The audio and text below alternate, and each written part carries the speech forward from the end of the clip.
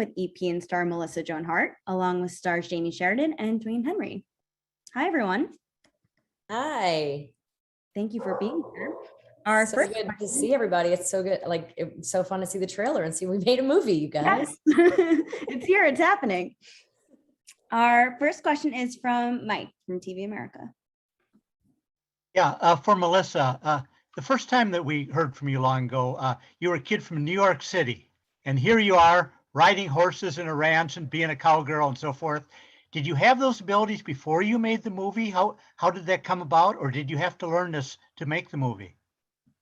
Well, when I was a little girl, there was probably one summer that I could afford horseback riding lessons. And I did it. I rode on a horse named Sprinkles and just went around a ring, went around an arena, learned how to like trot and maybe canter a little, but I always wanted to get back to it. In my years in LA, I would do trail rides. And actually, this movie is actually inspired by my cousin's true life experience in Wyoming, going to a dude ranch, and she met a wrangler and fell in love. So this is the flip flop of that. We were actually at her wedding in Wyoming last year when she got married. And that's where my mother and I, who produces Heartbreak Films, my mother is my partner. We were on horseback and we're like, I said, this would make a great movie. And she said, well, do you want to be the wrangler or the guest? And I was like, well, I want to be the wrangler because I want to really learn how to be a cowgirl. So I worked all summer on lessons, lasso lessons.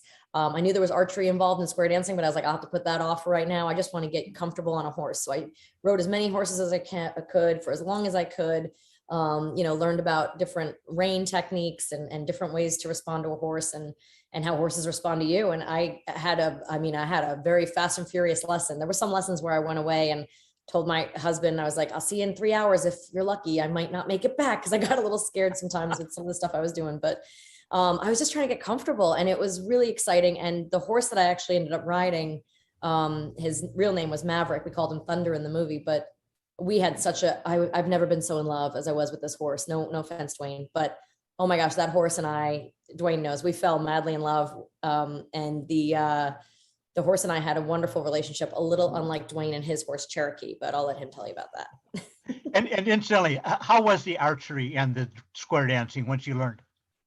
It's great. Actually, Kelly Martin, one of my very best friends, directed this movie. And we have a friend, Christine Lakin, who's a director and a fellow child star. And she helped us out with some choreography a few nights before the shooting of the square dancing. We were like, what are we going to do? Like, I don't really know how to do this. I've been watching YouTube videos. And so Christine laid down some stuff for us and we kind of learned a little bit of a dance. So that was really fun and exciting and different to do. And it was wonderful to have Christine kind of help us out with that.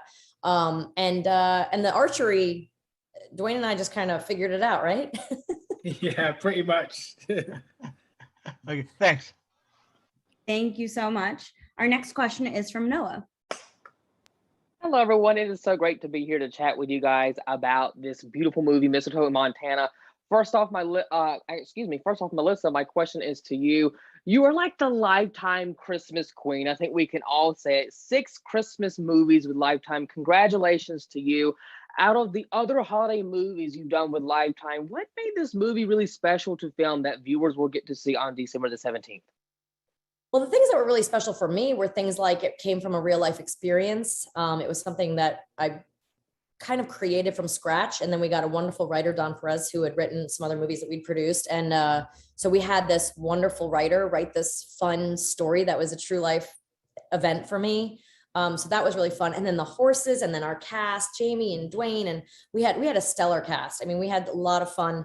I will say it was the most challenging movie I've ever been on.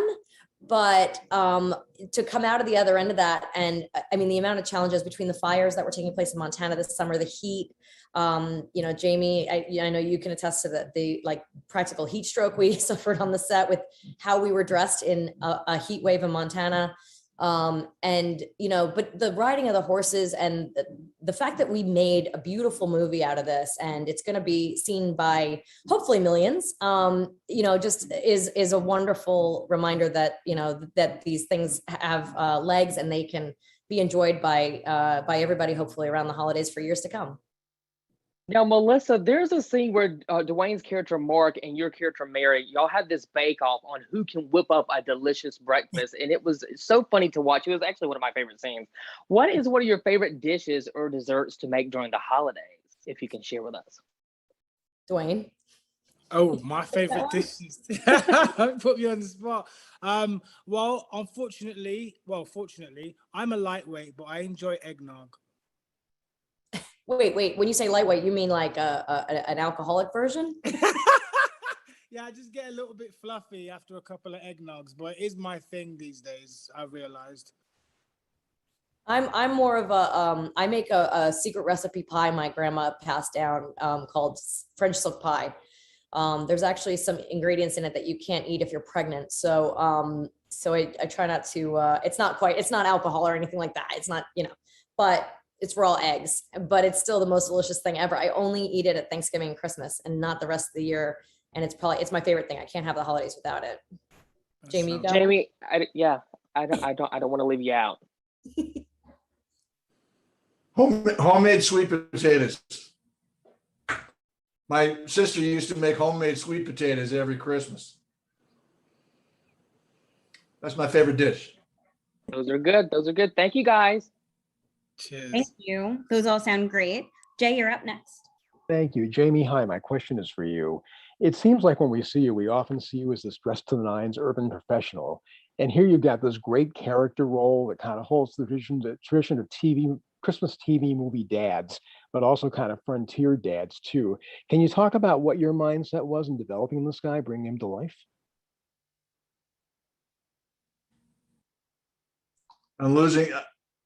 I'm up to frontier dads. I lost you there. Okay, just in general, what were your thoughts about bringing this guy to life?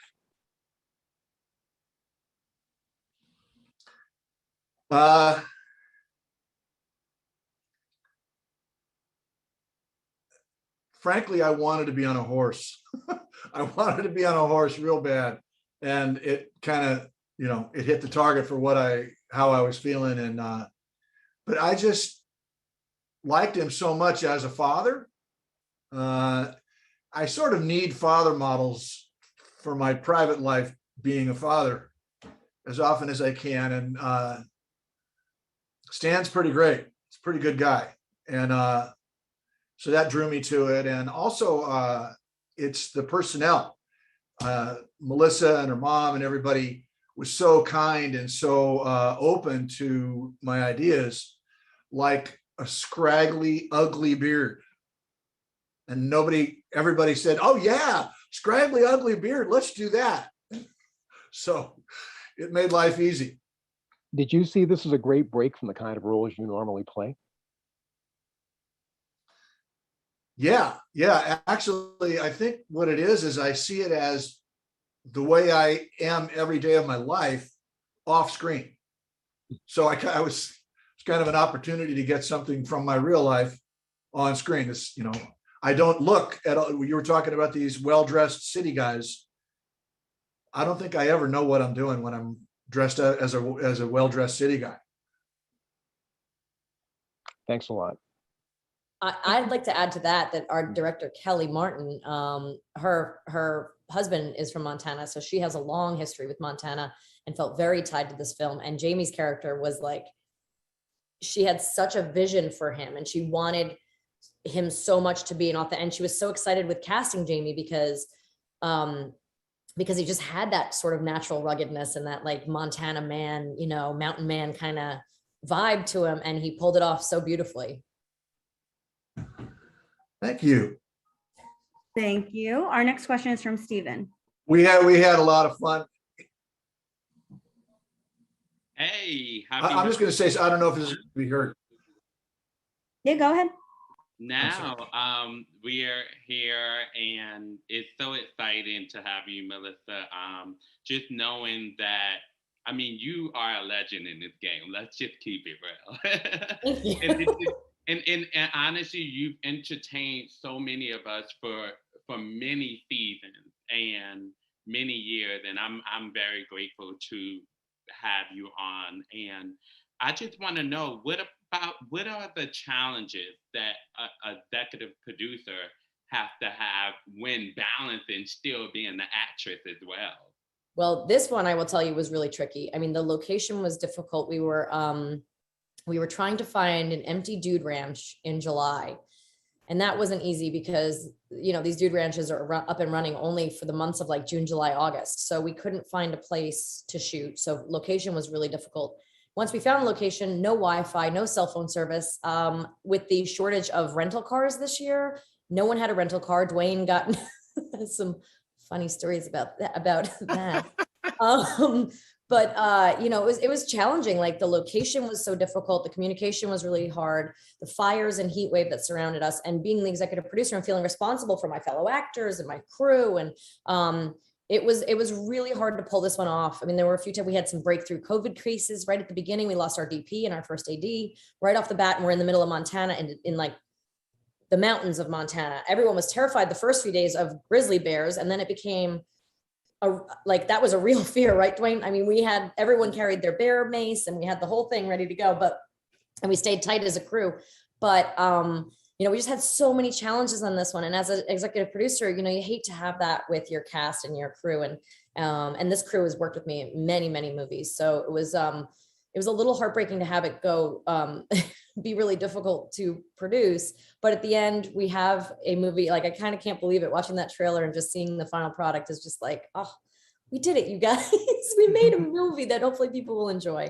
So, you know, that's one of the challenges of. I just want to know what are the parallels between you guys as a person and your characters on the show.